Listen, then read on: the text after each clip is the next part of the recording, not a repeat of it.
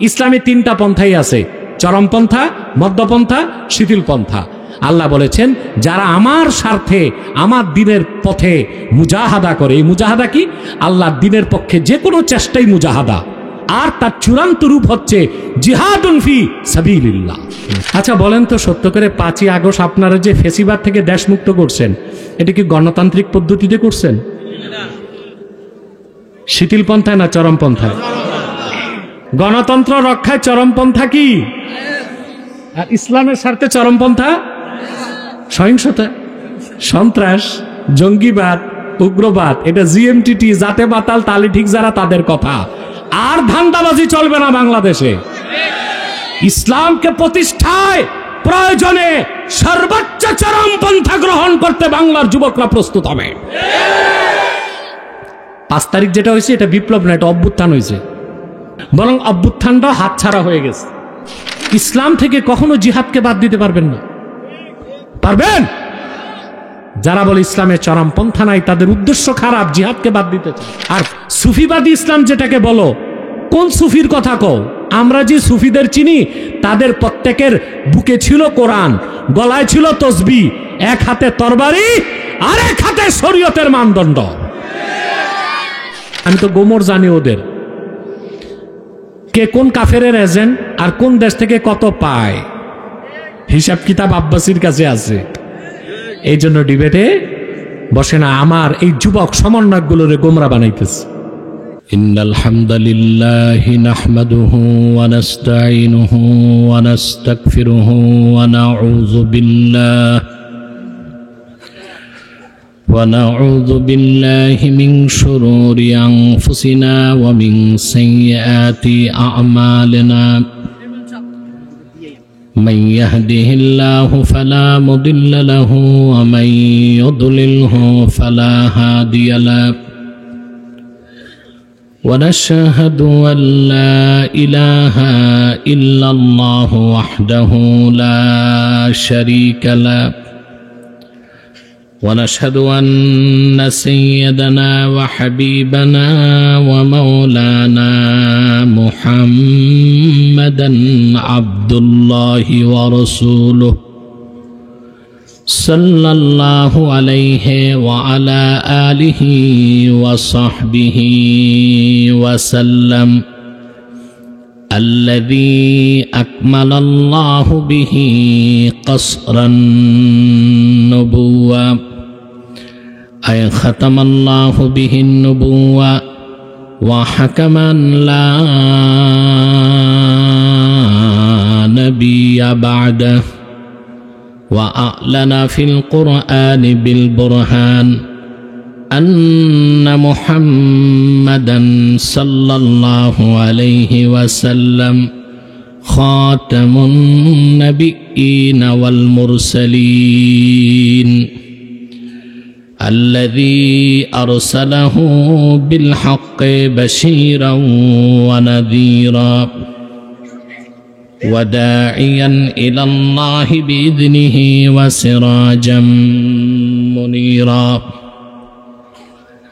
فقد قال الله تعالى في كلامه المجيد والفرقان الحميد: أعوذ بالله من الشيطان الرجيم.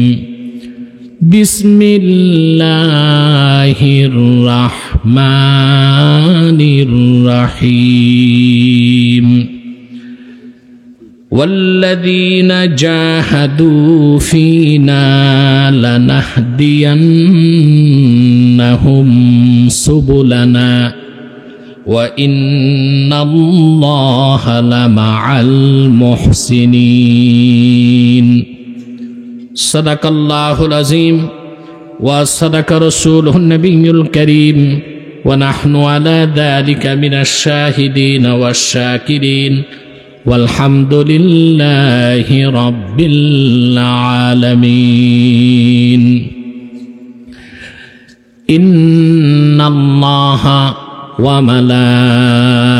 وملائكته يصلون على النبي يا أيها الذين آمنوا صلوا عليه وسلموا تسليما اللهم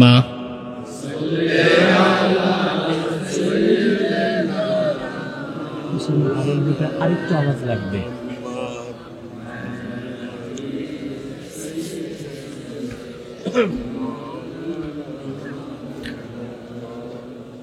ভাই আপনারা কি অসুস্থ না কৃপণ?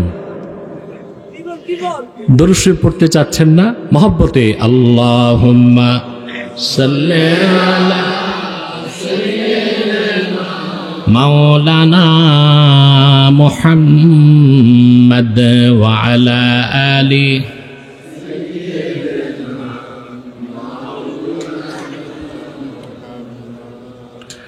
मदीने की हवा से जन्नती बू आती है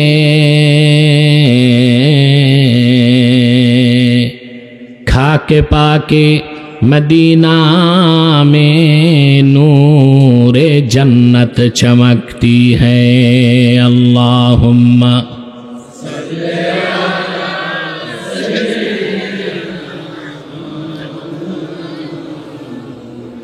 وعلى آل سيدنا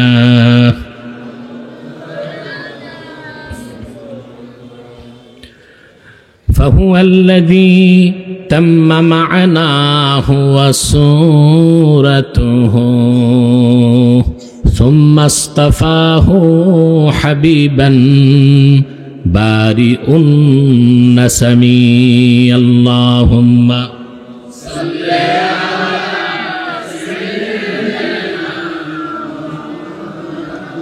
একটু সাউন্ড লাগাতে ডবল না এইটা থাকবে না, একটু চিকন হবে।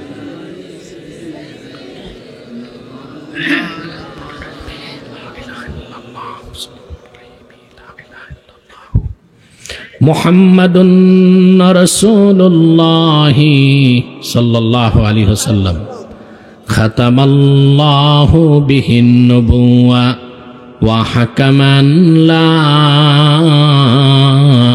نبي بعده بلغ العلا بكماله حسنت جميع خصاله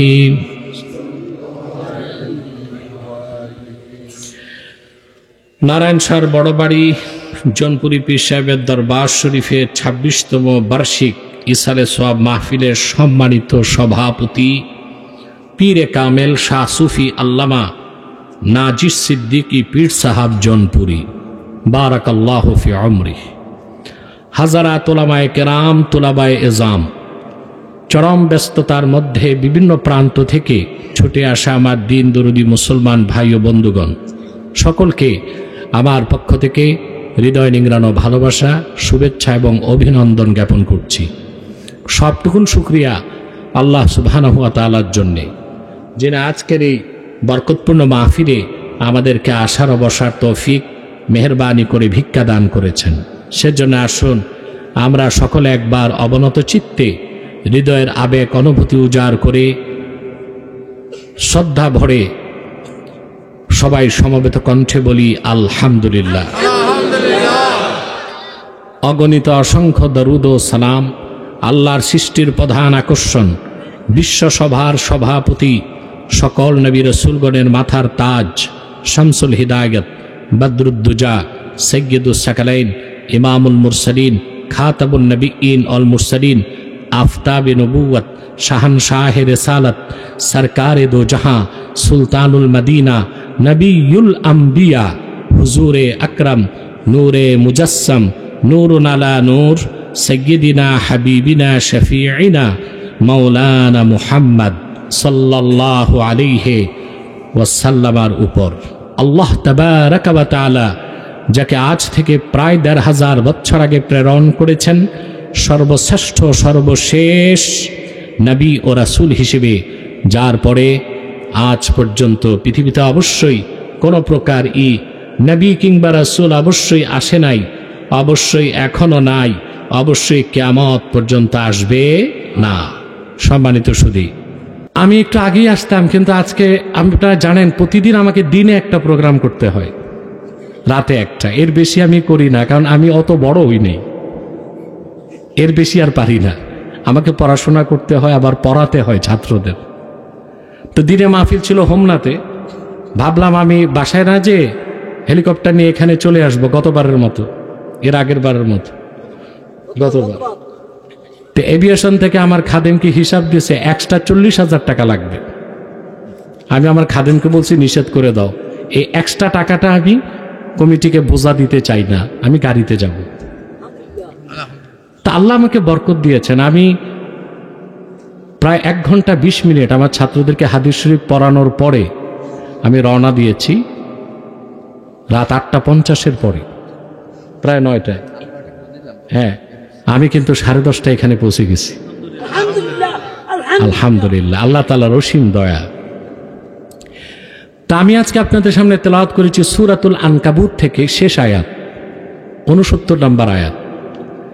এই আয়াতটিকে কেন্দ্র করে নির্ভরযোগ্য মুফাসসির এবং মুহাদ্দিসগণের দৃষ্টিকোণ থেকে কিছু কথা আপনাদের সামনে তুলে ধরার চেষ্টা করব ইনশাআল্লাহ, যদি আল্লাহ কবুল করেন। বলেন আল্লাহুম্মা আমিন। ভূমিকাতে একটি কথা বলবো, আমরা যারা এখানে এসেছি আসার পেছনে পার্থিব, জাগতিক, রাজনৈতিক, আর্থিক কোনো স্বার্থ আছে? আমরা এসেছি আল্লাহ তার হাবিবের রেজামন্দি হাসিল করতে। সুবহানাল্লাহ। আমরা সবাই আল্লাহর কোরআনের পাঠক এবং শ্রোতা। ঠিকটাও তো ঠিক মতো বললেন না? এই যে বসে আছেন আল্লাহর কোরআনের ভালোবাসায়, বৃষ্টির মতো রহমত বর্ষিত হচ্ছে, ফেরেশতারা চারদিক আপনাদের ঘেরাও করে আছে, নিচ্ছিদ্র নিরাপত্তা বুজ্জতে আপনাদেরকে আটকায় রাখছে। প্রতি শ্বাসে 10টি নেকি পাচ্ছেন। আওয়াজ করে হলো না? পুরুষোচিত কণ্ঠে, পুরুষোচিত কণ্ঠে। এরপরে আপনাদের জন্য দোয়া চলতেছে আকাশে, জমিনে, নদী আর সমুদ্রে। এটা আমার কথা না, আল্লাহর হাবিব ইরশাদ করেছেন, কোন মুমিন যখন ইলমে দ্বীন শিখার জন্য ঘর থেকে বের হয়, ওয়া ইন্নাল মালাইকাতা লা তাদাউ আজনিহাতাহা রিদান লিতালিবিল ইলম। কোরআন হাদিসের তালেব শিক্ষার্থী যতক্ষণ পথে হাঁটে, আল্লাহর নূরের ফেরেশতারা নূরের পাখা তাদের পদতলে বিছায় দেয়। মন্ত্রী এমপি আসলে লাল গালিচার সংবর্ধনা দেয়। কি দেয়? পচা পাটের চটের তৈরি গালিচা। আপনারা এসেছেন ফেরেশতার পাখার উপর পা রেখে। আরে আমি জানি না নারায়ণ সারের মানুষ অনুভূতি শূন্য, আপনারা এসেছেন ফেরেশতাদের পাখার উপর পা রেখে। ওয়াস্তাগফিরু লাহু মান ফিস সামাওয়াতি ওয়াল আরদি। আল্লাহর হাবিব বলেছেন, তারা যতক্ষণ দ্বীন শিখার জন্য ঘরের বাইরে থাকে, আকাশে জমিনে আল্লাহর যত সৃষ্টি আছে তাদের জন্য আল্লাহর কাছে গুনাহ মাফের দোয়া করে। হাত্তাল হিতানি ফিল মা, এমনকি নদী আর সমুদ্রের কোটি কোটি মাছ তাদের জন্য আল্লাহ রাব্বুল আলামিনের কাছে দোয়া করতে থাকে। আমাদের জন্য দোয়া চলতেছে আকাশে, জমিনে, নদী আর সমুদ্রে। আমরা খুশি আছি? বেজার শুধু শয়তান, আর শয়তানের চেলাচামুন্ডারও বেজার। শয়তানের চেলাচামুন্ডার সংখ্যা এখন কিছুটা কমছে। আগে তো মাহফিল দিলেই বাধা আসতো, ডিজে পার্টি, বাউল গান, যাত্রা, এগুলোতে অনুমতি লাগতো না। মাহফিল শুনলেই অনুমতি, আর 34টা শর্ত। এত শর্ত দিতে জন্য বিরক্ত হয়ে মানুষ মাহফিল করা ছেড়ে দেয়। কিন্তু ওরা জানতো না যে দেশের মানুষ আল্লাহর কোরআনের জন্য বুকের রক্ত দিতে জানে, হাজার শর্ত দিয়েও তাদেরকে আল্লাহর কোরআনের মিশন থেকে সরানো যাবে না। দেশ স্বাধীনের আগে কেউ পারছে? পরে পারছে? যে রাজশক্তি বাংলাদেশি ইসলাম, মুসলমান আর ওলামায়ে কেরামকে চ্যালেঞ্জ করছে, আল্লাহ তাদের নাম ও নিশানা মুছে দিয়েছেন। যারা পরাজিত তাদের থেকে শিক্ষা নিতে হবে আগামীর বিজয়ী শক্তিকে, এবং এটা মনে রাখতে হবে বাংলার মাটি ইসলামের ঘাঁটি। বাংলার মাটি আল কোরআনের ঘাঁটি। ইসলাম মুসলমান ওলামায়ে কেরামকে চ্যালেঞ্জ করে এই দেশের ক্ষমতায় কারো পক্ষে থাকা সম্ভব নয়। জুলুম করছে যারা, কই তারা? দূরবীন দিয়া খুঁজেও কি পাবেন? 2-4টারে পাওয়া যায় ভারতের আসাম আর ত্রিপুরার জঙ্গলে, তাও খাবার দাবার নাই। যা জমাইছে এসব তো শালার নামে, বউয়ের নামে, শালার ঘরে শালার নামে, অ্যাকাউন্ট তো ক্লোজ। আর গেছে মালাউনের বাচ্চাদের কাছে। একটা কথা আছে, মালাউন কা বাচ্চা কবি নাহি আচ্ছা, কুছ ভি নাহি সুয়ার কা বাচ্চা। ওরা কি মুসলমানদের জায়গা দিবে? দিছে, বাণিজ্য করছে। একদল এখানে বাণিজ্য করছে পাঠানোর সময়, ওখানে বাকিরা বাণিজ্য করছে। লাখ লাখ টাকা নিয়েছে, 1 কোটি টাকা নিয়েছে এক এক নেতা থেকে, একদম ফকির বানাই দিছে। এদেরকে আমি বলবো ওখানে না বসে থেকে ক্ষমা চাও, নাকে খত দিয়া দেশে আসো, তওবা করো, তওবা করো, তওবার পথ ধরো। আর যে কলঙ্কিত আদর্শ লালন করতো ওইটারে লাথি মারো, ইসলামের পথে ফিরে আসো। দেশের মানুষ জায়গা দিবে, ক্ষমাও করবে, কিন্তু ওই বাতিল আদর্শ ছাড়তে হবে, কোরআনের আদর্শ গ্রহণ করতে হবে, ইসলামের আদর্শ গ্রহণ করতে হবে। ঠিক নাকি না? আল্লাহ কবুল করুক, মঞ্জুর করুক। আল্লাহ তাআলা এখন শয়তান বেজার, শয়তান ওয়াসওয়াসা দিবে একটু পর পর, ঠিক না? উঠা বসা করাবে। আমরা এই কাজটা করব না, বরং আপনারা যারা দাঁড়ায় আছেন, আমি জানি না আপনারা কে কে খান বাহাদুর আসানুল্লাহ নাতিপুতি, আল্লাহর হস্তে বসেন। শুধুমাত্র স্টেজে যারা আছেন, জসিম সাহেব, ডক্টর মোবারক, আরো যারা, তাদেরকে ছাড় আছে, যখন খুশি চলে যাবে। আপনাদের কোনো ছাড় নাই, চুপচাপ বসে থাকতে হবে। যা দাঁড়িয়ে আছেন আল্লাহর হস্তে বসে যান,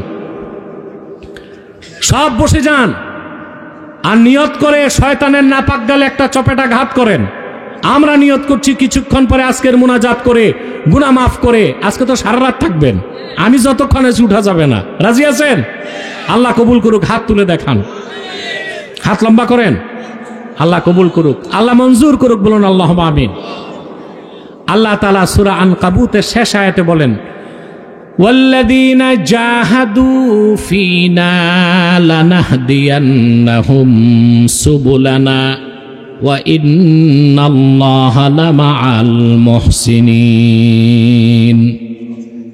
আল্লাহ তাআলা বলেন, ওয়াল্লাযীনা জাহাদু ফীনা, আই ওয়াল্লাযীনা জাহাদু ফি হাক্কিনা। আর যে সকল মুমিন আমি আল্লাহর হকে, আমার স্বার্থে, আমার দ্বীনের পথে থেকে প্রচেষ্টা চালায়, সুবহানাল্লাহ, লানাহদিয়ান্নাহুম সুবুলানা, লানাহদিয়ান্নাহুম সুবুলানা আই তরিকাল হেদায়াতি ইলাইনা।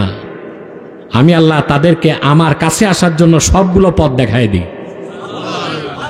সুবহানাল্লাহ। আমার কাছে পৌঁছার জন্য সবগুলো পথ দেখায় দিব, সুবহানাল্লাহ। ওয়া ইন্নাল্লাহা লামাআল মুহসিনিন। নিশ্চয় আল্লাহ তাআলা তার মুহসিন বান্দাদের সাথেই আছেন। জাহাদা ইউজাহিদু মুজাহাদা, জাহদুন বা জুহদুন শব্দ থেকে।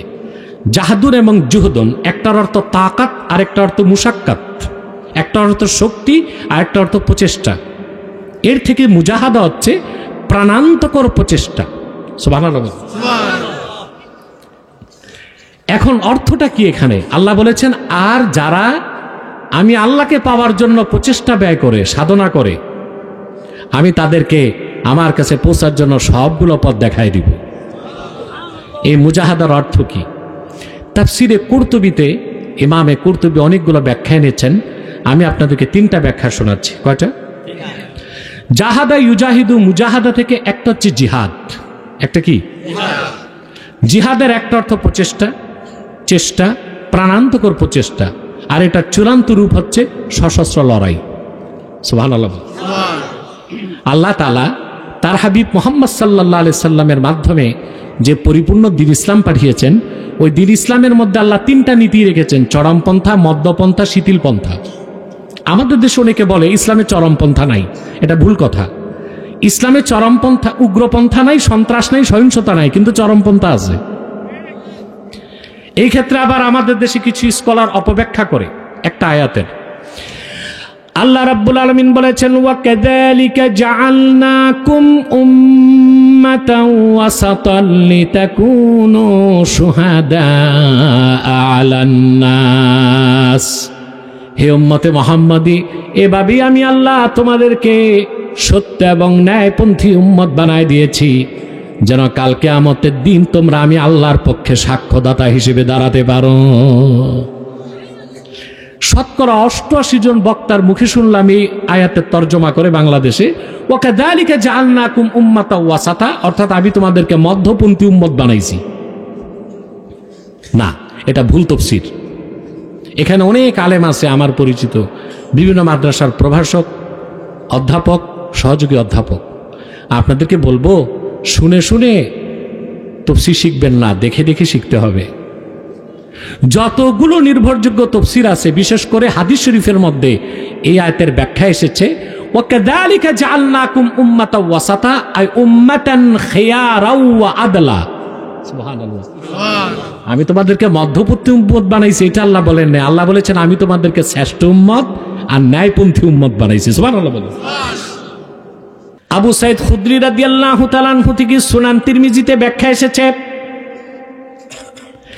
আল্লাহর হাবিব সাল্লাল্লাহু আলাইহি সাল্লাম এই আয়াতের ব্যাখ্যা করতে যে বলেছেন, ওয়াকাযালিকা জাআলনাকুম উম্মাতাও ওয়াসাতা, এর মানে হচ্ছে আল্লাহ তাআলা উম্মতে মুহাম্মাদীকে খিয়ারা ওয়া আদলা, এই উম্মতে মুহাম্মাদীকে আল্লাহ তার হাবিবের খাতিরে, আল্লাহর হাবিব বলেছেন আমার খাতিরে আমার উম্মতে মুহাম্মাদীকে আল্লাহ তাআলা শ্রেষ্ঠ উম্মত বানায় দিয়েছেন, ন্যায়পন্থী উম্মত বানায় দিয়েছেন, মধ্যপন্থী না। কেন? লিতাকুনু শুহাদা আলান নাস, যেন তোমরা কাল কিয়ামতের দিন আমি আল্লাহর পক্ষে সাক্ষ্য দিতে পারো। তো সাক্ষ্য দেওয়ার সাথে সম্পর্ক কি মধ্যপন্থার না ন্যায়পরায়ণতার? তা আয়াতের বাকি অংশ সাক্ষ্য দিচ্ছে, তর্জমা কি হবে? ন্যায়পন্থী আর সত্যপন্থী শ্রেষ্ঠ উম্মত বলেন। সুবহানাল্লাহ। ইসলামে 3টা পন্থাই আছে, চরমপন্থা, মধ্যপন্থা, শিথিল পন্থা। আল্লাহ বলেছেন যারা আমার স্বার্থে আমার দ্বীনের পথে মুজাহাদা করে, এই মুজাহাদা কি? আল্লাহর দ্বীনের পক্ষে যে কোনো চেষ্টাই মুজাহাদা, আর তার চূড়ান্ত রূপ হচ্ছে জিহাদুন ফি সাবিলিল্লাহ। সুবহানাল্লাহ। আল্লাহ তার হাবিবকে কি বলেছেন সূরা তাহরিমে দেখেন, আল্লাহ রাব্বুল আলামিন তার হাবিবকে বলেছেন, ইয়া আইয়ুহান নাবী ইউজাহিদিল কুফারা ওয়াল মুনাফিকিনা ওয়াগলুজ আলাইহিম ওয়া মাআওয়াহুম জাহান্নাম ওয়া বিসাল মাসীর। আল্লাহ রাব্বুল আলামিন বলেন, প্রিয় হাবিব মুহাম্মদ সাল্লাল্লাহু আলাইহি ওয়াসাল্লাম, আপনি কাফের এবং মুনাফিকদের বিরুদ্ধে জিহাদ করুন।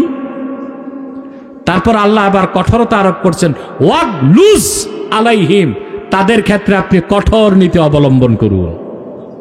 সুবহানাল্লাহ বলবেন না? সুবহানাল্লাহ। আল্লাহ তার হাবিবের মাধ্যমে উম্মতে মুহাম্মদীকে শিরক আর কুফরের বিরুদ্ধে শিক্ষা দিয়েছেন। শিথিল পন্থা, মধ্যপন্থা না চরমপন্থা? আরে ভাই, চরমপন্থা কোথায় নাই? কানের ডাক্তারের কাছে যাবেন, সে খুব সূক্ষ্মভাবে কান থেকে অপারেশন করবে, নরম জিনিস। আর দাঁতের ডাক্তার, সে চরমপন্থা নেবে। ইনজেকশন দেখলেই তো কলিজার পানি শুকিয়ে যায়। এখন আমি ভয় পাই। আপনারা ভয় পান না? দাঁতের ডাক্তারের ইনজেকশন। তারপর সে কি শিথিল পন্থায় কাজ করলে দাঁত ফেলতে পারবে? সারাশি একটা নিয়া। পন্থাটা কি শিথিল না চরম? কোথায় চরম পন্থা নাই? আপনি মিছিল করতে নামবেন, প্রথম পুলিশ করবে লাঠি চার্জ। না, প্রথম এসে বুঝাবে, ভাই আমরা প্রশাসনের কাছে খবরটা পৌঁছাবো, এবার বাড়ি যান। এটা শিথিল পন্থা। জনগণ আরো খেপছে, চলে গেল পুলিশ মধ্যপন্থায়, লাঠি চার্জ। দেখালো সমানে সমান, পুলিশ তখন চলে যাবে চরমপন্থায়, গুলি করবে। পন্থা তিনোটাই। কথা বলেন। আচ্ছা বলেন তো সত্য করে, 5ই আগস্ট আপনারা যে ফেসিবাদ থেকে দেশ মুক্ত করছেন, এটা কি গণতান্ত্রিক পদ্ধতিতে করছেন?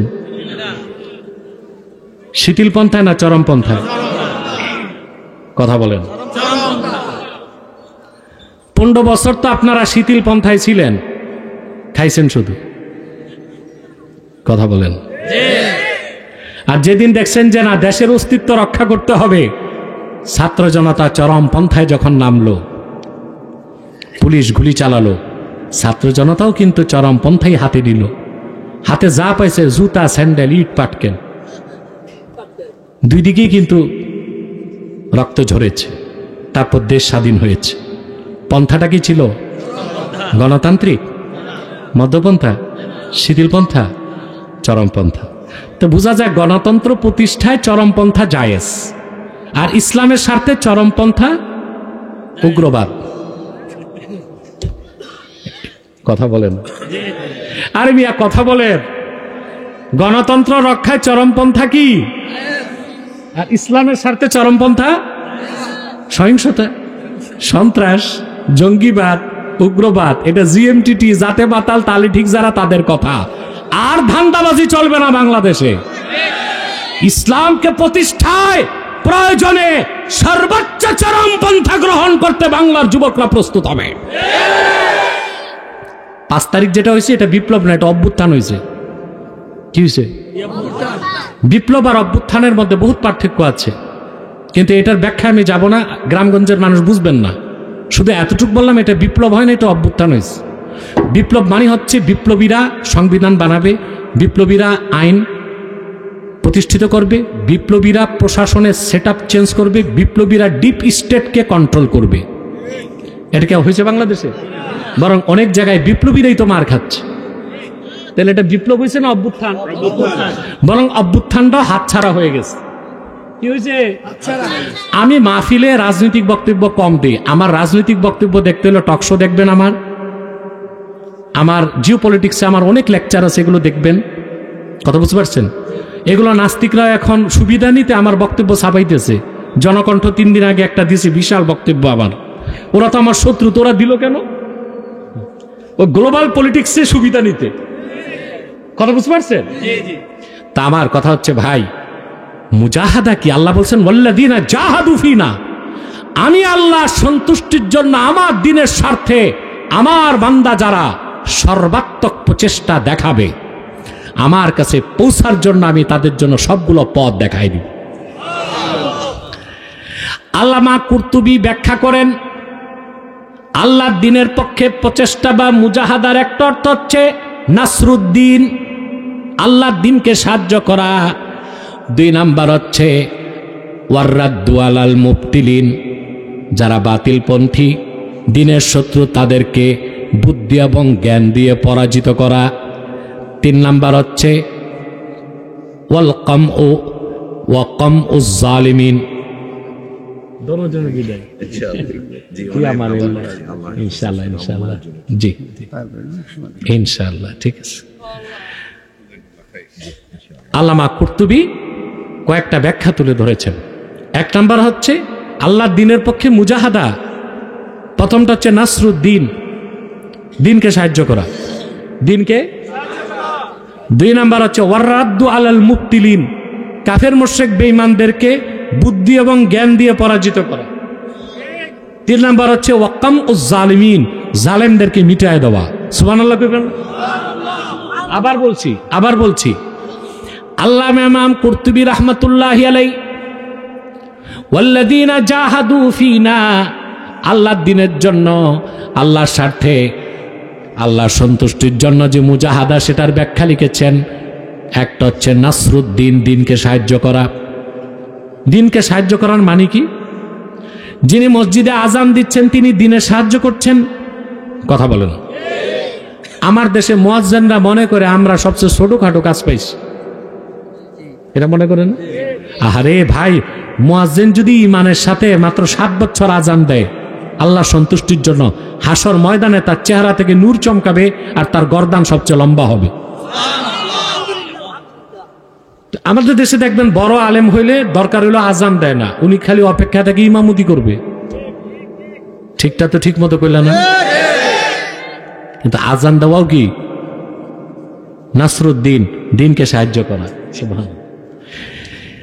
যিনি ইমামতি করছেন তিনি দ্বীনকে সাহায্য করছেন, যিনি মাদ্রাসায় হাদিস পড়াচ্ছেন তিনি আল্লাহর দ্বীনের সবচেয়ে বড় সাহায্য করছেন, যিনি কোরআনের তাফসীর মানুষকে শোনায় দ্বীনের পথে ডাকতেছেন তিনি দ্বীনের সাহায্য করছেন।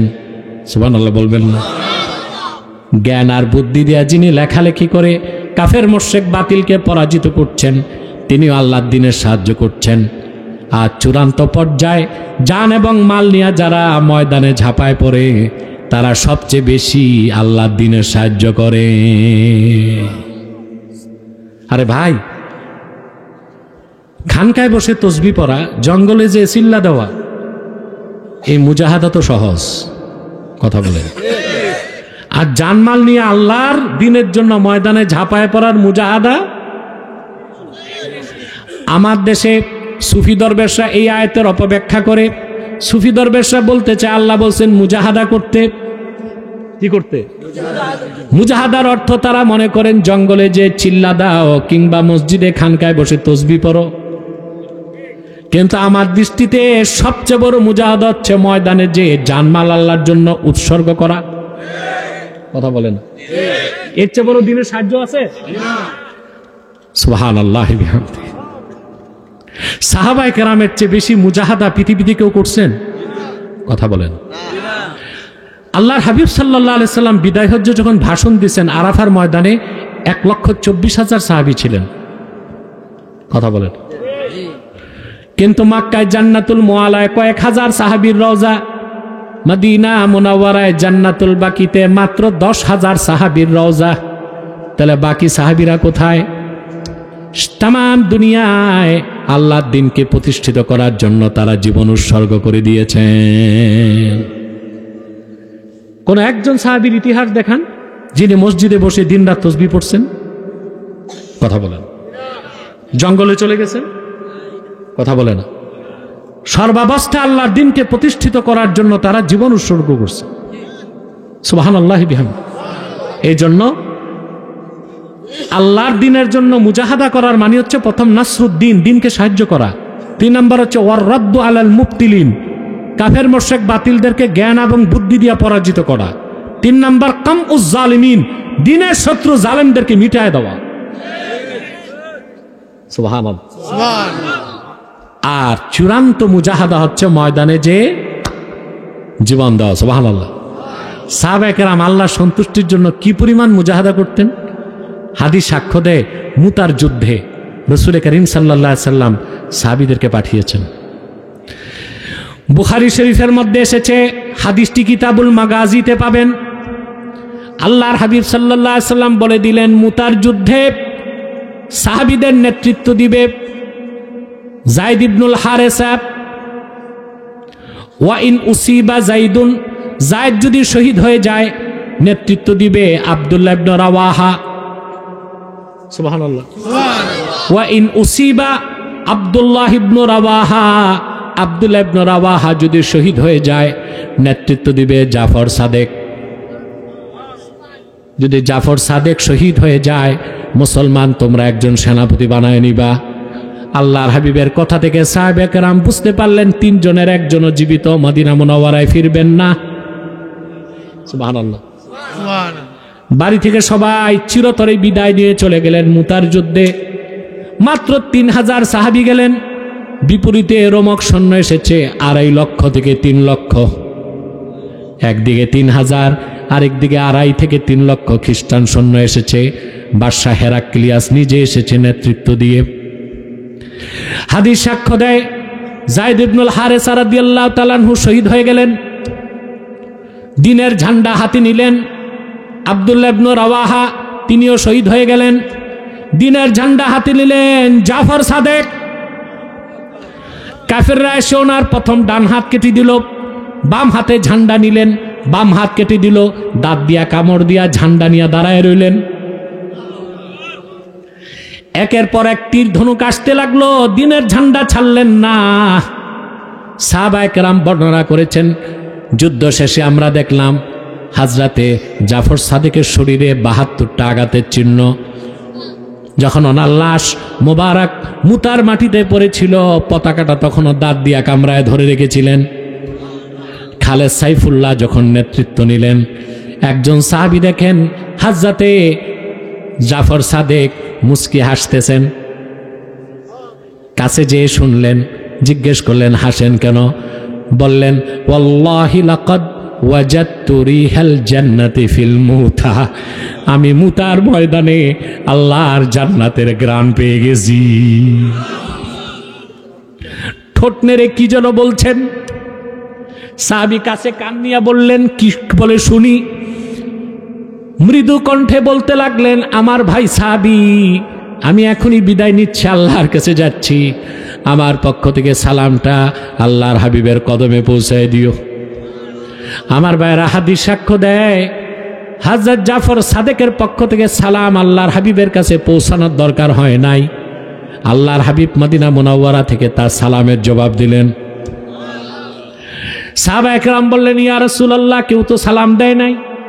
আল্লাহর হাবিব বললেন, আমার জায়েদ বিদায় নিয়েছে, আমার থেকে সালাম দিয়ে গেছে, জবাব দিছি। আল্লাহু আকবার। আল্লাহর হাবিব বলেছেন, হাদিস সাক্ষ্য দেয়, রাআইতু জাফরান ইয়াতিরু ফিল জান্নাতি মাআল মালায়েকা, আমি জাফরকে স্বপ্নে দেখেছি, তার দুইটা হাত দুনিয়ায় কেটে দেওয়া হয়েছে, আল্লাহ তারে ফেরেশতাদের মতো দুইটা ডানা দিছেন। আমি জাফরকে দেখলাম জান্নাতুল ফেরদৌসে ফেরেশতাদের সাথে উড়তেছে। সাহাবায়ে কেরাম এইভাবে মুজাহাদা করছেন, সুবহানাল্লাহ। আর আমরা সুফি দরবেশরা মুজাহাদা বানাইছি, সকালে 10 মিনিট জিকির, বিকালে 10 মিনিট, 10 মিনিট মোরাকাবা, 10 মিনিট মুশাহাদা। কথা বলেন। আর তসবিহ পড়লাম, মুজাহাদা হয়ে গেছে না? মুজাহাদা বিভিন্ন স্তর আছে। সেজন্য বলি, আল্লাহ বলেছেন, ওয়াল্লাযীনা জাহাদু ফীনা, আমি আল্লাহর সন্তুষ্টির জন্য যে ব্যক্তি যারা মুজাহাদা করলো, সাধনা করলো, সেটার অর্থ হচ্ছে, প্রথমটা হচ্ছে নাসরুদ্দিন, আল্লাহর দ্বীনকে সাহায্য করা। যিনি আজান দেন মুয়াজ্জিন, তিনিও দ্বীনকে সাহায্য করেন, তিনিও দ্বীন কায়েম করতেছেন। সুবহানাল্লাহ বলবেন। যিনি হাদিস শরীফ পড়াচ্ছেন, তিনিও দ্বীন কায়েম করছেন। যে তাফসীর করে শোনান, তিনিও দ্বীন কায়েম করছেন। আল্লাহওয়ালা হক্কানি পীর বুজুর্গ যিনি খানকায় বসে তাজকিয়া কলবের মাধ্যমে মুরিদদেরকে আত্মশুদ্ধির ব্যবস্থা করছেন, তিনিও তো দ্বীন কায়েম করছেন। সবাই কিসের কাজ করছে? দ্বীনের কাজ। চূড়ান্ত পর্যায়ে আল্লাহর দ্বীনের সাহায্য হচ্ছে প্রয়োজনে ময়দানে জানমাল নিয়ে ঝাঁপিয়ে পড়া। বলেন সুবহানাল্লাহ। আপনি ইসলাম থেকে কখনো জিহাদকে বাদ দিতে পারবেন না। পারবেন? যারা বলে ইসলামের চরম পন্থা নাই, তাদের উদ্দেশ্য খারাপ, জিহাদকে বাদ দিতে চায়। জিহাদকে বাদ দিতে। বাংলাদেশে এখন কিছু বুদ্ধিজীবী বেরিয়েছে, এরা লজ্জায় নিজেদেরকে বুদ্ধিজীবী বলে না, বলে রাষ্ট্রচিন্তক। কি বলে? প্রিয় ভাইরা, খুব খেয়াল করেন, এই যে রাষ্ট্রচিন্তক যেগুলো বের হয়েছে না, এগুলো ইসলাম সম্পর্কে কোনো জ্ঞান রাখে না। কেন জ্ঞান রাখে না বললাম?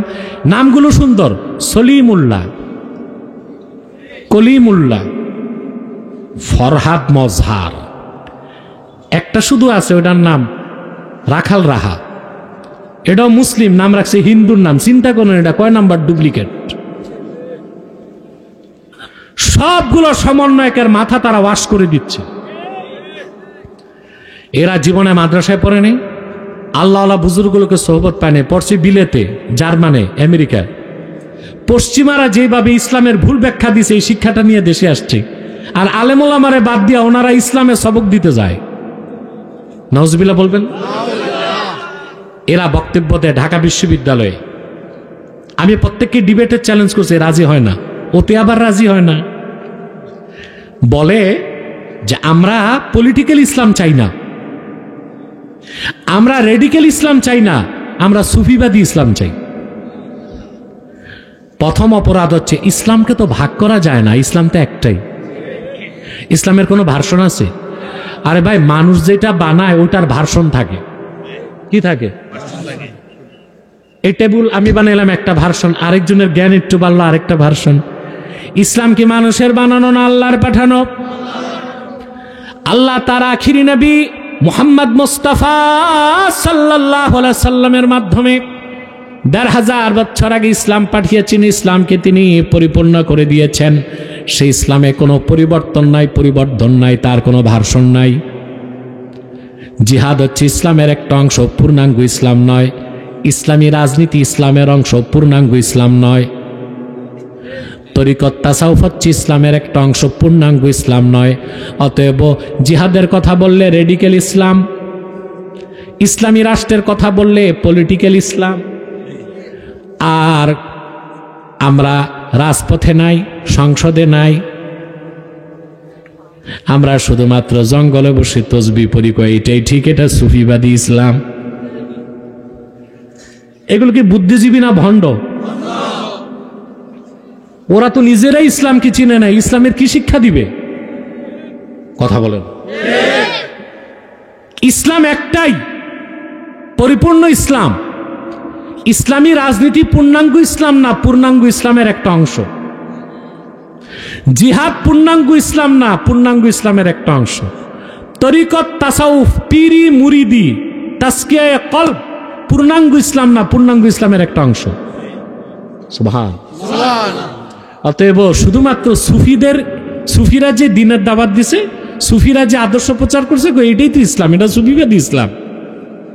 বেটা, দুনিয়ার সব সুফি দরবেশ এক জায়গায় এসেও দ্বীন ইসলামের একটা মুস্তাহাবকে বদলাবার ক্ষমতা রাখে না। আর সুফিবাদী ইসলাম যেটাকে বলো, কোন সুফির কথা কও? আমরা যে সুফিদের চিনি তাদের প্রত্যেকের বুকে ছিল কোরআন, গলায় ছিল তসবিহ, এক হাতে তরবারি আর এক হাতে শরীয়তের মানদণ্ড। কথা বলেন। বাংলাদেশের সবচেয়ে বড় সুফি সাধক শাহজালাল ইয়ামানি, ঠিক না? হযরত শাহজালাল যে আসছেন বাংলাদেশে, কেন আসছিলেন? ইয়ামান থেকে আসলেন। আমার ভাইরা, আউলিয়া কেরাম যারা আল্লাহর দ্বীনের জন্য জীবন উৎসর্গ করেছেন, তাদের কাজটা কেন মুজাহাদা? তাদের চেয়ে বেশি মুজাহাদা কেউ করতে পারে না। কিন্তু সেই মুজাহাদা করতে যায় তারা তরবারিকে কোষবদ্ধ করে নাই, প্রয়োজনে তারা তরবারিকেও কোষমুক্ত করেছেন। শাহজালাল ইয়ামানি পরিবার পরিজন রেখে মাত্র 360 জন নিয়ে বাংলায় ঢুকছেন। রাজা গৌরগোবিন্দ, এটা হচ্ছে সিলেট, উত্তর পূর্ব বাংলায়। গৌরগোবিন্দ অত্যাচারী হিন্দু শাসক, মুসলমান পেলেই হত্যা করত। আপনারা জানেন তো ইতিহাস। বোরহানুদ্দিন নামে এক ব্যক্তি তার বাচ্চার আকিকা করছিল, এই অপরাধে বাচ্চাকে হত্যা করছে। দুনিয়ার যেখানেই সোর্ড অফ জাস্টিস, ইনসাফের তরবারি মুসলমান তুলে নিয়েছে, সেটা সন্ত্রাসের জন্য নয়, ন্যায় বিচার প্রতিষ্ঠার জন্য। শাহজালাল রহমতুল্লাহ ঢুকলেন, তিনি প্রথমে শিথিল পন্থায় দ্বীনের দাওয়াত দিলেন। কিভাবে? দেখলেন গৌরগোবিন্দের কোনো খবর নাই, মধ্যপন্থা তাও খবর নাই। তিনি বললেন ঘেরাও করো, চলে গেলেন চরমপন্থায়। মুজাহাদা বুঝতেছেন, আল্লাহর দ্বীনের স্বার্থে, দ্বীনের সাহায্যে প্রাণান্তকর প্রচেষ্টা। যখন কলম, কলম দিয়ে, যখন মুখে, যখন তরবারি। সুবহানাল্লাহ বলবেন না? এখন 360 জন ঘেরাও করছে, কেল্লায় ঢুকতে পারে না, 1000 মণ ওজনের পাথর রেখে দিস। শাহজালাল রহমতুল্লাহ দেখছেন 360 জন মিলে সারাদিন ধাক্কাইলো, এক চুল লড়বে না। এবার তিনি প্রয়োগ করলেন স্পিরিচুয়াল ফোর্স, আত্মিক শক্তি। আঙ্গুলে শুধু ইশারা করে বললেন সিল হাট। 1000 মণ ওজনের পাথর চূর্ণ বিচূর্ণ হয়ে মাটির সাথে মিশে গেছে।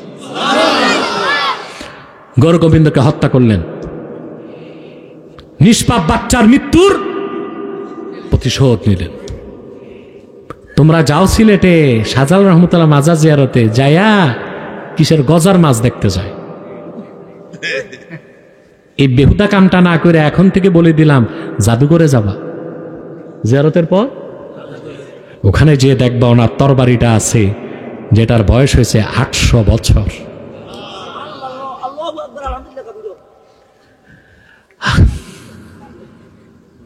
তোমরা যারা বাচ্চারা হাসো, এটা আপার স্টোরি একটু হ্যাং হয়ে গেছে, নতুন ইনস্টল করতে হবে। তো তোমরাও যদি হাসো তো সমস্যা বাড়বে না, চুপচাপ থাক, ওরে ওর মতো থাকতে দাও। আল্লাহ ওরে হেদায়েত করুক, সুস্থ করুক। প্রিয় ভাইরা, হযরত শাহজালাল রহমতুল্লাহ তরবারি ব্যবহার করেন নাই তো সুফিবাদী ইসলাম বলে জিহাদ আর ইসলামী আন্দোলনকে বাদ দেওয়ার সুযোগ আছে?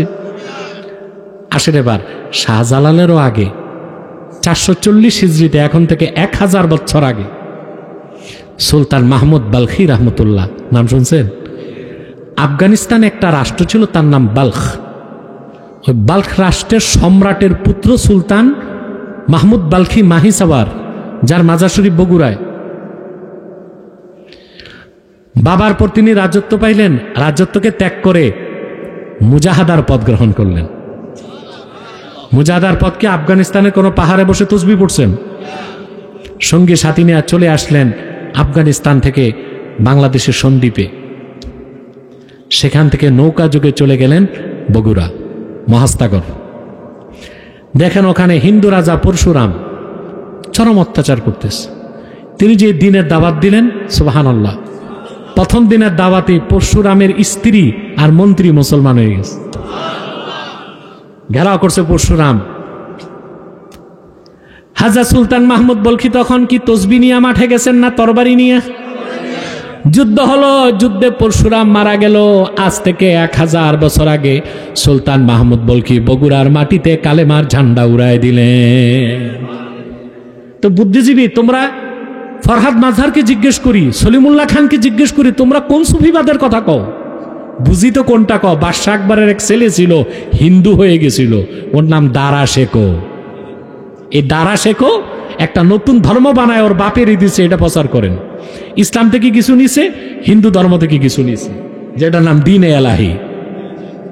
মুজাদ্দেদ আল ফেসানির আঘাতে দ্বীন-এ এলাহি নিষ্ক্রিয় হয়ে গেছে, বাদশাহ আকবর ধ্বংস হয়েছে। কিন্তু সেই দ্বীন-এ এলাহির কুফরি মতবাদকে লালন করত লালন শাহ।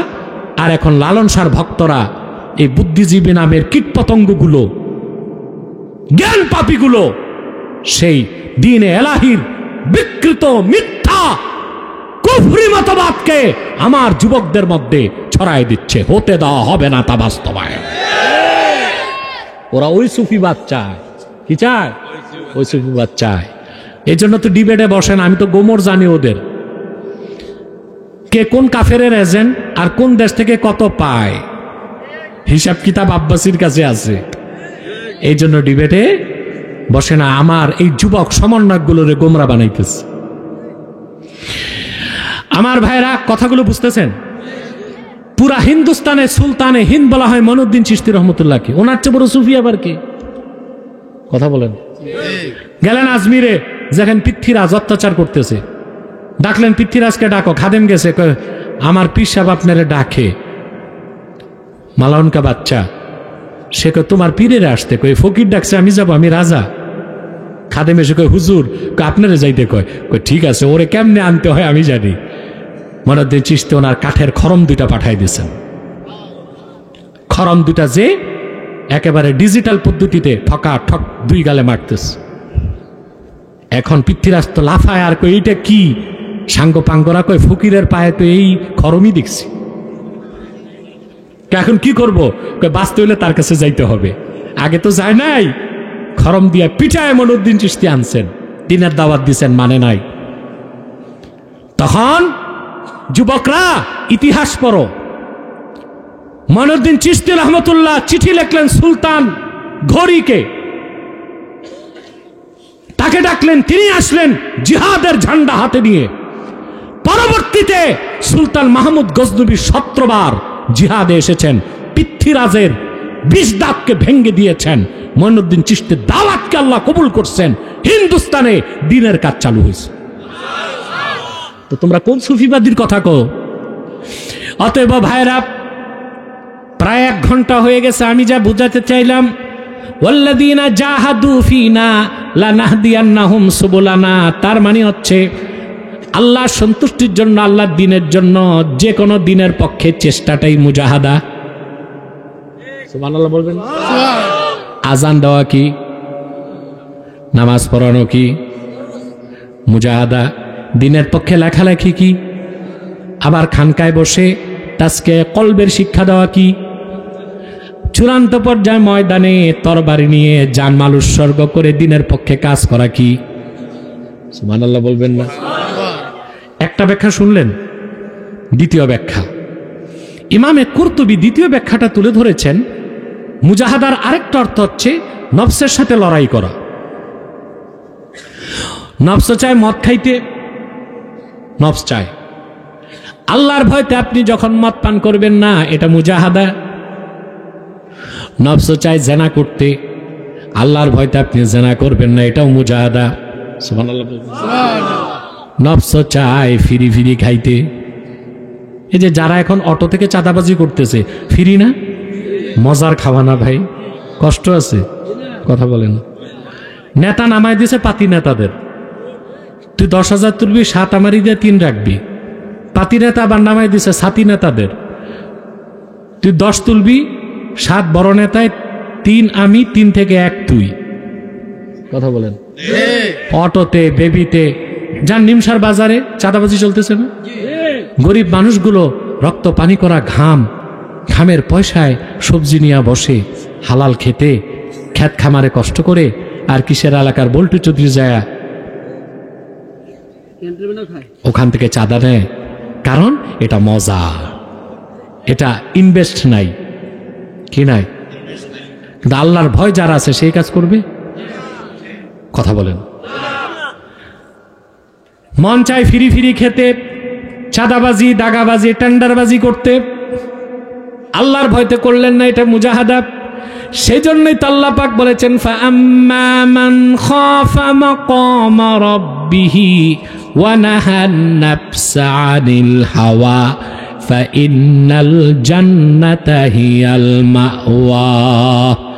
আর যে ব্যক্তি মহান আল্লাহর সামনে দাঁড়াবার ভয় অন্তরে পোষণ করলো, তার মন যা চাইল কুপ্রবৃত্তি থেকে নিজকে রক্ষা করলে, এটা বড় মুজাহাদা। সুবহানাল্লাহ বলবেন না? কার সন্তুষ্টির জন্য? মুসলমান কি আইনের কারণে ঠিক থাকেন আল্লাহর ভয়তে? চেক অ্যান্ড ব্যালেন্স, সমাজ ও রাষ্ট্র ঠিক রাখতে আইন লাগবে, আইনটাই কি মূল? কথা বলে না। আরে ভাই, আইন দিয়া মানুষ বানানো যায় না, মানুষকে কন্ট্রোল করা যায়। আর আল্লাহর ভয় তাকওয়া দিয়া মানুষ বানানো যায়।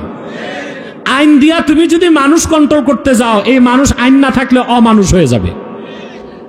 পৃথিবীতে বলেন তো সবচেয়ে ভালো কল্যাণ রাষ্ট্র কোনটারে বলা হয়? আমেরিকা। আর ওদেরকে বলা হয় সিভিলাইজড নেশন, সভ্য জাতি। আর আমেরিকাকে বলা হয় মাদার অফ ডেমোক্রেসি, গণতন্ত্রের প্রসূতি। আপনারা দেখছেন গত মাসে আগুন লাগছে ক্যালিফোর্নিয়ায়, কথা বলেন। লস অ্যাঞ্জেলসে আনন্দ লাগে নাই? আমার লাগছে। 15টি মাস এই বিশ্বের সবচেয়ে অবৈধ জারজ রাষ্ট্র ইসরায়েল আমার নিরীহ ফিলিস্তিন গাজ্জার মুসলমানকে নির্মমভাবে হত্যা করছে।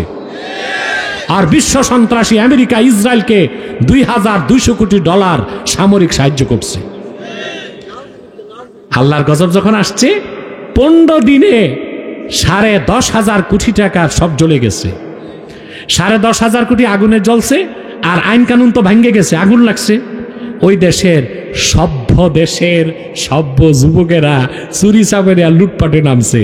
চুরি করা হয়েছে 11,500 কোটি টাকার সম্পদ, আগুনে জ্বলছে যা, তার চেয়ে বেশি হয়েছে কি?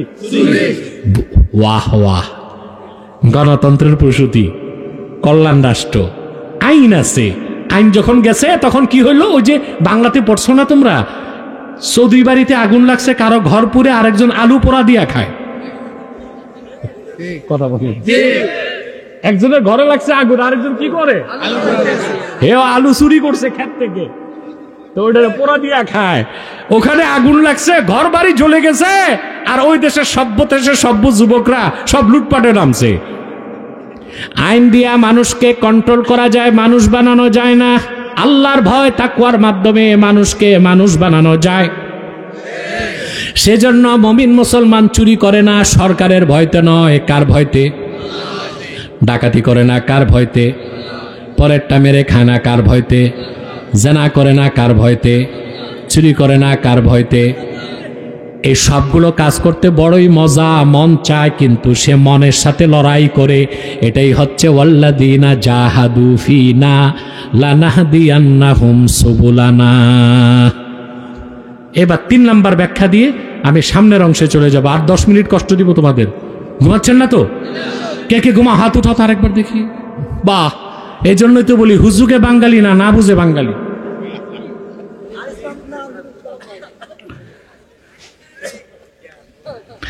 কথা শুনতেছেন? আমার পরে যদি বক্তা আসতে দেরি হতে সাইফুদ্দিনের সিরিয়াল। প্রস্তুত আছো? করে আবার করবে? আনিস কই আসছে? আনুসকে এনে বসায় রাখো এখানে, আমি যখন তখন মাইক ছাড়তে পারি। কথা শুনতেছেন ভাই? ওয়াল্লাযিনা জাহাদু ফিনা, এই মুজাহাদার তৃতীয় ব্যাখ্যা, এরপর আর কোনো ব্যাখ্যা নাই। সুবহানাল্লাহ বলেন।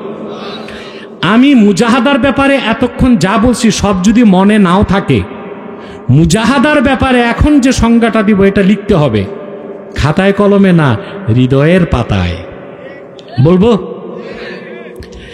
আল্লামা কুরতুবী শেষ সংজ্ঞা দেন, মাসালুল জান্নাতি ফিদ দুনিয়া মাসালুস সুন্নাতি ফিদ দুনিয়া কামাসালিল জান্নাতি ফিল উকবা, মান দাখালাল জান্নাতা ফাকাদ সালিমা ওয়া মান আখাযাস সুন্নাহ ফাকাদ সালিমা। আল্লাহর হাবিবের পবিত্র সুন্নতগুলো দুনিয়ায় আখেরাতে আল্লাহর জান্নাতের মতো। আখেরাতে যেমন কোনো ব্যক্তি জান্নাতে ঢুকলে নিরাপদ হয়ে গেল, যে ইমানদার আল্লাহর হাবিবের সুন্নতকে দাঁত দিয়া কামড়ায় ধরবে সে নিরাপদ হয়ে গেল। তার মানে জীবনের সকল ক্ষেত্রে ঈমান আনার পরে আল্লাহর আখির নবী মুহাম্মদ মুস্তাফা সাল্লাল্লাহু আলাইহি ওয়াসাল্লাম ১৫০০ বছর আগে যে সুন্নত রেখে গেছেন, সেই সুন্নতের অনুসরণের চেয়ে বড় কোনো মুজাহাদা নাই। সুন্নতের বাইরে কোনো মুজাহাদা, কোনো দরবেশি নাই। অনেক দেখবেন দেশে পিসাব আছে, এগুলো জনপুরীরা করে না। জনপুরীদের মধ্যে কোনো লৌকিকতা নাই, ভণ্ডামি নাই, এগুলো নাই। কিন্তু দেশি কিছু পিসাব দেখবেন মানুষকে শুধু দরবেশি দেখায়। মুরিদদেরকে ধোকা দিতে করে কি জানেন? 2 গিরার একটা টুপি লাগায়, জুব্বা একটা লাগায়, 3 মাস দয় না, তিল পরে গেছে। 1 বছরে প্রেস করে না, পিছে বটতে বটতে 6 ফুট 6 ইঞ্চি উপরে উঠছে। দেখায় মুজাহাদা। আমি দুনিয়া চিনি না। খোঁজ নিলে দেখা যায় 3টা বাড়ি 2টা বউ, কোটি টাকার গাড়ি, কিন্তু সব মুজাহাদা পোশাক আশাকে দেখায়। ফকির মিসকিন দেখায় কি? এগুলো কি পিরালি না ভণ্ডামি? এটা মুজাহাদা না লৌকিকতা? সুন্নত কি? সুন্নত হচ্ছে আল্লাহ আপনাকে দামি জিনিস দিছে, ওইটা গ্রহণ করে দেখাবেন, আর যখন আল্লাহ দিবেন না ধৈর্য ধরবেন। সুবহানাল্লাহ বলবেন না? হালালভাবে দামি জিনিস যদি হাতে আসে তা ব্যবহার করা কি গুনাহ? সুন্নতের খেলাফ। তোমাদেরকে আজকে আমি একটা হাদিস শোনাই। ইমামে বাগাবী তাফসীর বাগাবীতে মারফু মুত্তাসিল সনদে হাদিস উল্লেখ করেছেন। সাহাবী বর্ণনা করেন, খারাজা রাসূলুল্লাহ সাল্লাল্লাহু আলাইহি ওয়াসাল্লাম ইয়াওমান ফাআলাইহি জুব্বাউন ফাকিমাতুহু 4000 দারাহিম। আল্লাহর হাবিব মুহাম্মদ সাল্লাল্লাহু আলাইহি ওয়াসাল্লাম, যিনি দিন দুনিয়ার বাদশাহ, আল্লাহু আকবার, একদিন সাহাবায়ে কেরামের সামনে আসলেন। রাসূলুল্লাহর জিসিম মোবারকে যে জুব্বাটা ছিল ১৫০০ বছর আগে তার দাম ছিল ৪০০০ দিরহাম। কত দিরহাম? ৪০০০। সুবহানাল্লাহ। কারণ কোন এক বাদশাহ আল্লাহর হাবিবকে হাদিয়া পাঠিয়েছিলেন। তাহলে বোঝা যায় হাদিয়ার মাধ্যমে বা বৈধ পন্থায় যদি দামি জিনিস পাওয়া যায় ওটা গ্রহণ করা কি সুন্নাহ। আবার দেখা গেছে আল্লাহর হাবিব সাল্লাল্লাহু আলাইহি সাল্লাম ওনার জুব্বা মোবারকে তালিও দিয়েছিলেন, সেই জন্য হযরত ওমর তালি দিয়া জুব্বা পরতেন। কথা বলেন। আল্লাহর হাবিব সাল্লাল্লাহু আলাইহি ওয়াসাল্লামের সুন্নতে সুবহানাল্লাহ, আল্লাহর হাবিব এমন আদর্শ রেখে গেছেন যে আদর্শ বাদশাহ মানতে পারবে, ফকিরও। সুবহানাল্লাহ কইবেন। তার শ্রেষ্ঠ মুজাহাদা কি? সুন্নতের উপর আমল করা। সুবহানাল্লাহ বলবেন না? অনেক সুফি দরবেশ দেখা যায় 6 মাস গোশত খায় না, এটা মুজাহাদা। এটা কোন মুজাহাদা? হাদিস সাক্ষ্য দেয়, খায়রুত তাআমি ফিদ দুনিয়া ওয়াল আখিরাতিল লাহমু, দুনিয়া আখিরাতের শ্রেষ্ঠ খানা গোশত। কথা বলেন। জি। 6 মাস গোশত খায় না, কি খায় না? গোশত, মুড়ি খায়, মুড়ি। এটা মুজাহাদা। সুন্নতের বাইরে এই মুজাহাদা মানি না। সুন্নত হচ্ছে গোশত খেতে হবে বিলম্ব করে করে, কম কম।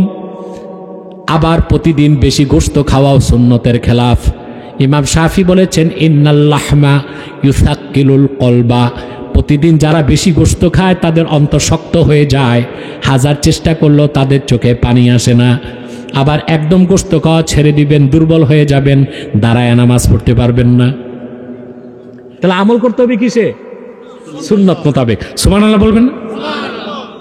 শুনি অনেক পীর সাহেব খাটে ঘুমায় না, কাঠের তক্তায় ঘুমায়, ওইটা মুজাহাদা। আরে ভাই, তোমার তো বাড়ি আছে 7টা, বউ আছে 3টা, গাড়ি আছে কোটি টাকার, তো এই কাঠের তক্তায় শুইবা কেন? খাট আছে তো খাটে শো। হ্যাঁ, না থাকলে কাঠের তক্তায় ঘুমাও। কথা বলেন। তাহলে সুন্নতের বাইরে কোনো মুজাহাদা নাই। আমরা মুজাহাদা করব। এরপর আল্লাহ তাআলা বলেন, ওয়া ইন্নাল্লাহা লামাআল মুহসিনিন, আল্লাহ তার মুহসিন বান্দাদের সাথেই আছে। এই ব্যাখ্যাটা একটু দিয়েই শেষ করছি। মুহসিনকে ভাই, যে আল্লাহ দ্বীনের জন্য কাজ করে, আল্লাহ সন্তুষ্টির জন্য কাজ করে, সুন্নত তরিকায় চলে, তারই নাম মুহসিন। এখন আল্লাহ তাআলা ওয়া ইন্নাল্লাহা লামাআল মুমিনিন বললেন না, ওয়া ইন্নাল্লাহা লামাআল মুসলিমিন বললেন না, ওয়া ইন্নাল্লাহা লামাআস সালিহিন বললেন না, বললেন ওয়া ইন্নাল্লাহা লামাআল মুহসিনিন। হুরুফে মুসাব্বাবিল ফেল থেকে ইন্না, আবার লাম তাকিদ, ওয়া ইন্নাল্লাহা লামাআল মুহসিনিন, অবশ্যই আল্লাহ তার মুহসিন বান্দাদের সাথেই আছেন। সুবহানাল্লাহ বলেন। আপনি মুহসিন হবেন, আল্লাহর রহমত পাবেন, আল্লাহর নুসরত পাবেন, ইজ্জত পাবেন। সুবহানাল্লাহ। রাহমাত, ইজ্জত, নুসরত। কথা বলেন না? 4টা জিনিস পাবেন। কয়টা? নুসরাত, রাহমাত, ইজ্জত, কুওয়াত। শক্তি পাবেন, সম্মান পাবেন, সাহায্য পাবেন, রহমত পাবেন, আর আখিরাতে বিনা আযাবে কম হিসাবে পাবেন জান্নাত। মুহসিন হইবেন নামাজ না পড়ে, সুদ না খায়া, ধর্মনিরপেক্ষতাবাদীদের দলে থাইকা, ইসলাম বিরোধী স্লোগান দিয়া। মুজাহাদা লাগবে। কি লাগবে? ওয়াল্লাযীনা জাহাদু ফীনা লানাহদিয়ান্নাহুম সুবুলানা ওয়া ইন্নাল্লাহা লামাআল মুহসিনিন। আপনি যখন মুহসিন হয়ে যাবেন, আল্লাহ এত বেশি ভালোবাসবেন আপনাকে, আপনার একটা আমল আল্লাহ নষ্ট হইতে দিবেন না। আল্লাহু আকবার।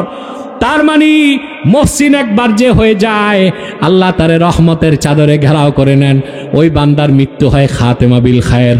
তার দ্বারা কুফর হয় না, শিরক হয় না, সগীরা গুনাহ হইতে পারে, কবিরা গুনাহ হয় না। আল্লাহ বাঁচায় দেন। কিতাব সাক্ষ্য দেয়, এইরকম মুহসিন বান্দা ঘুমায় গেছে রাতের বেলা, তাহাজ্জুদের সময় ফেরেশতা তারে উঠায় দেয়। সারা রাত জেগে ঘুমায়ছে, ফজরের আজান শোনে, দেখে তখনও ফজরের আজান মসজিদে হয় নাই, তো শুনলো কোত্থেকে? বাইতুল মামুরের আজান শোনে। সুবহানাল্লাহ। মুহসিন হন, মুহসিন। কি হন? মুহসিন। আল্লাহর মুহসিন বান্দাকে আল্লাহ গুনাহ থেকে বাঁচায়। একটা দৃষ্টান্ত দিয়ে আমি শেষ করে দিচ্ছি। ইউসুফ আলাইহিস সালাম অনেক সুন্দর ছিলেন, ঠিক না? ইউসুফ নবী কত সুন্দর। সুবহানাল্লাহি বিহামদি। আল্লাহর হাবিব সাল্লাল্লাহু আলাইহি ওয়াসাল্লাম বর্ণনা করেছেন, বুখারীর হাদিস, মালিক ইবনে সা'সা রাদিয়াল্লাহু তাআলা আনহু বর্ণনা করেন, আল্লাহর হাবিব বলেছেন, মেরাজের রাতে আমি চতুর্থ আকাশে ইউসুফকে দেখেছি। আমার মনে হয়েছে কদ উতিয়া শাতরাল হুসনে, আল্লাহ যেন অর্ধেক সৌন্দর্য দুনিয়ার তারে দান করে দিয়েছেন। সুবহানাল্লাহ। তার মানে ইউসুফ কখনোই আল্লাহর হাবিবের চেয়ে বেশি সুন্দর ছিলেন না। আল্লাহর হাবিবের সৌন্দর্য ভাষায় প্রকাশ করার কোনো কণ্ঠ ছিল না, লেখার মতো কোনো কলম ছিল না। সুবহানাল্লাহ। ইউসুফের সৌন্দর্য দেখে জুলাইখার সঙ্গী সাথীরা মাত্র আঙ্গুল কেটেছে, আর আল্লাহর হাবিবের সৌন্দর্য দেখে ১৫০০ বছর আগে সাহাবায়ে কেরাম গর্দান কেটেছেন। আম্মা জান আয়েশা বর্ণনা করেছেন, ইমামে সুয়ুতি খাসাইস কুবরার মধ্যে লেখেন, আম্মা জান আয়েশা বলেছেন, জুলাইখার সঙ্গী সাথীরা ইউসুফের সৌন্দর্যে বিমুগ্ধ হয়ে আঙ্গুল কেটে ফেলছে।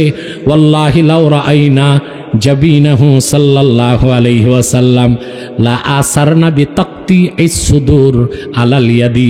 আল্লাহর কসম, ওরা যদি মুহাম্মদ সাল্লাল্লাহু আলাইহি সাল্লামের নূরের কপালটা একবার দেখতো, আঙ্গুল নয় তারা তাদের কলিজাগুলো টুকরা করে দিত। সুবহানাল্লাহ। আল্লাহু আকবার কবীর।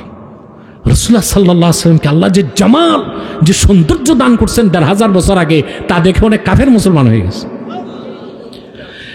আব্দুল্লাহ ইবনে আব্বাস বর্ণনা করেন, শামায়েলে তিরমিজির ১৪ নম্বর হাদিস। সুবহানাল্লাহ। তিনি বলেন, ইযা তাকাল্লামা রুইয়া কান-নূর ইয়াখরুজু মিন বাইনি সানায়া। আল্লাহর হাবিব যখন কথা বলতেন, বেহেশতি হাসি হাসতেন, রসুল্লাহ যখন বেহেশতি হাসি হাসতেন, রসুলুল্লাহর দুই দাঁতের মাঝখান দিয়া নূর বেরিয়ে যেত। সহিহ বুখারী দ্বিতীয় খণ্ড 910 পৃষ্ঠার হাদিস। আনাস বিন মালিক বলেন, আল্লাহর হাবিব সাল্লাল্লাহু আলাইহি সাল্লাম একদিন খালেদ সাইফুল্লাহ যুদ্ধে গেছেন, তার জন্য বিজয়ের জন্য দোয়া করতে হাত তুললেন। রাসূলুল্লাহ এত উপরে হাত তুললেন, হাত্তা রাআইতু বায়াদা ইবতাইহি, আমি আল্লাহর হাবিবের দুই বগলের নূরের চমক দেখতে পেলাম। সুবহানাল্লাহ। আমার ভাইরা, তো বলতেছিলাম ইউসুফ নবীর কথা, সুন্দর ছিল। কি ছিল? তো নারীদের টানটা সৌন্দর্যের প্রতি, জুলাইখা পাগল হয়ে গেছে। আমি ইউসুফ জুলাইখার ঘটনা বলবো না, আমার ব্যাখ্যাটা বুঝাইতে যতটুকু দরকার কোরআন শরীফ থেকে বলার তা বলতেছি। কথা বুঝতেছেন? এখন জুলাইখা তো খুব সুন্দরী ছিল, মিশরে এত সুন্দরী মেয়ে আর কেউ ছিল না। ইউসুফ আলাইহিস সালামকে কোনোভাবে কাবু করতে পারে না। ইউসুফ আলাইহিস সালাম তো, তাকে বলা হয়েছে, বুখারী শরীফে হাদিস এসেছে, আল্লাহর হাবিব সাল্লাল্লাহু আলাইহি ওয়াসাল্লাম বলেছেন ইউসুফের ব্যাপারে, ইউসুফ হচ্ছে করিম ইবনুল করিম ইবনুল করিম। ইউসুফ নবী, তার বাপ ইয়াকুব নবী, তার দাদা ইসহাক নবী, তার পরদাদা ইব্রাহিম নবী। সুবহানাল্লাহ। আমার ভাইরা, জুলাইখা তাফসীরের কিতাবে এসেছে, হযরত ইউসুফকে দুর্বল করার জন্য প্রাসাদের ভিতরে নিয়ে গেল, খাস কামরায় নিয়ে বাইরে 7টা কামরায় দরজায় তালা লাগাই দিল। তারপরে আল্লাহ তাআলা বলেন, ঘটনাটা আল্লাহ তাআলা কোরআন কারীমের মধ্যে তুলে ধরেছেন। আল্লাহ পাক বলেন, ওয়ারাওয়াদাতুহুল্লাতী হুয়া ফী বাইতিহা আন নাফসিহি ওয়া গাল্লাকাতিল আবওয়াবা ওয়া ক্বালাত হাইতা লাক قال معاذ الله إنه ربي أحسن مثواي إنه لا يفلح الظالمون। আল্লাহ পাক এখানে জুলাইখার নাম কিন্তু নেন নাই। জুলাইখার নাম এখানে একটা হিকমত আছে, কোরআন শরীফের কোথাও জুলাইখার নাম নাই। আল্লাহ বলছেন ওয়ারাওয়াদাতহুল্লাতী হুয়া ফী বাইতিহা, যেই ঘরে ইউসুফ থাকতো ওই ঘরের মেয়েটি তার প্রতি আসক্ত হইল। কেন? তাফসীরের কিতাবে তো জুলাইখার নাম আসছে তো, কোরআন শরীফে আসলো না কেন? কথা বলেন। আল্লাহ সবসময় চাইছেন মহিলাদের নামটা গোপন থাক। এই জন্য আল্লাহ কোরআনে ফেরাউনের নাম নিছেন, কিন্তু আসিয়া নামটা নেন নাই, বলেছেন ইমরাতু ফেরাউন। কথা বলেন। আসিয়া নাম নিছেন ফেরাউনের বউ, চিন্তার বিষয়, কিন্তু নামটা নেন নাই। তবে ঈসার মা মরিয়মের নাম কেন নিছেন? প্রশ্ন আসে না? মরিয়মকে তো ইহুদিরা বলছে জেনা করছে, বেবিচার করছে। মরিয়মকে আল্লাহ কলঙ্ক মুক্ত করতে তার নামটা নেবার প্রয়োজন ছিল বলে নামটা নিয়েছেন। তাহলে বোঝা যায়, আপনাদের পুরুষরা মারা গেলে মাইকে ঘোষণা দিবেন নাম, আর মহিলা মারা গেলে নাম ঘোষণা করবেন না। এটাই আল্লাহর নীতি। সুবহানাল্লাহ বলুন। মহিলা হচ্ছে আদরের জিনিস, গোপন থাকার জিনিস। এখন তো মহিলারা চেয়ারম্যান মেম্বারিতে দাঁড়ায়। আহা, আমি বলা ঠিক না, খুব লজ্জার বিষয়, না বলেও পারছি না। ওই এক মহিলা মেম্বারিতে দাঁড়াইছে, বুঝলেন? মহিলা তো সাঙ্গ তো সব পুরুষ, এগুলো তো সব খারাপ মানুষ না। মহিলার না রাতে বেরোইছে নির্বাচনী কাজে, ফিরার পথে ইরি খেতে মহিলার ইজ্জত নষ্ট করছে। আহারে, পাশের আগেই বাস। কেমন ঘটনা না এটা? এটা কি মহিলার কাজ? স্বামী বাদ দিয়ে নির্বাচনে দাঁড়ানো, তাও রাতে ইরি খেত দিয়ে আসা এতগুলো পুরুষের সাথে। কথা বলে, এটা উচিত? মহিলাদের তো কোনো অবস্থায় নির্বাচনে যাওয়া উচিত না।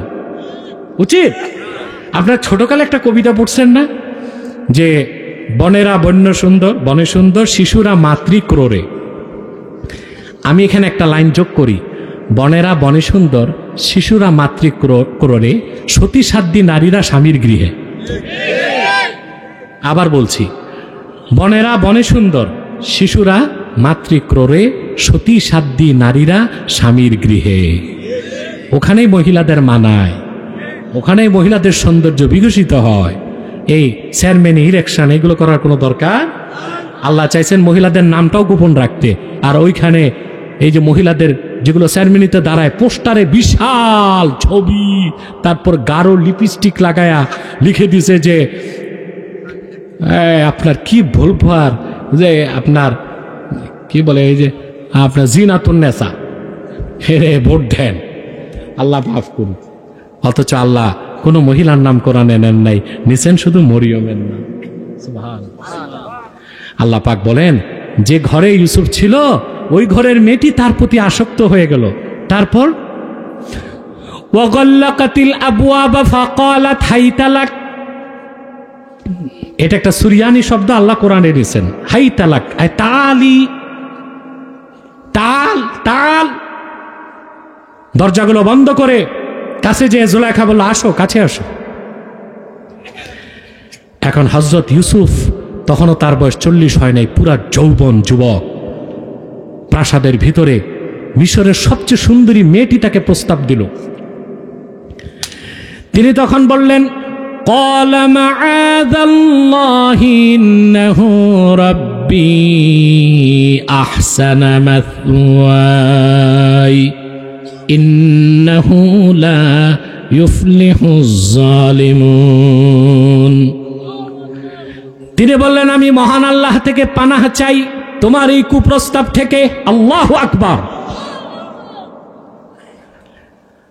আমাকে আমার সাইয়্যেদ আমাকে উত্তম বসবাসের ব্যবস্থা করে দিয়েছেন, আমি কখনো তোমার সাথে খেয়ানত করতে পারি না। নিশ্চয় আল্লাহ রাব্বুল আলামিন জালেমদেরকে কখনো সফল হতে দেন না।